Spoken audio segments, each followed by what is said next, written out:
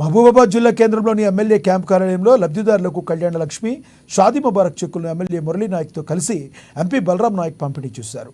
అర్హులందరికీ సంక్షేమ పథకాలు, రైతు బంధు, ఇందిరమ్మ ఇళ్లు మంజూరు చేస్తామని ఎంపీ బలరాం నాయక్ తెలిపారు. రాష్ట్ర కేంద్ర ప్రభుత్వాల పథకాలు నేరుగా ప్రజలకు అందిస్తామన్నారు. త్వరలోనే మహిళలకు మహాలక్ష్మి పథకంలో భాగంగా ప్రతి నెల 2,500 రూపాయలు, కళ్యాణలక్ష్మి లబ్ధిదారులకు తులం బంగారం తదితర సంక్షేమ పథకాలను అందజేస్తామని తెలిపారు. ఇది ప్రజాప్రభుత్వమని 24 గంటలు ప్రజలకు అందుబాటులో ఉంటూ ప్రజాసేవ చేస్తామని తెలిపారు.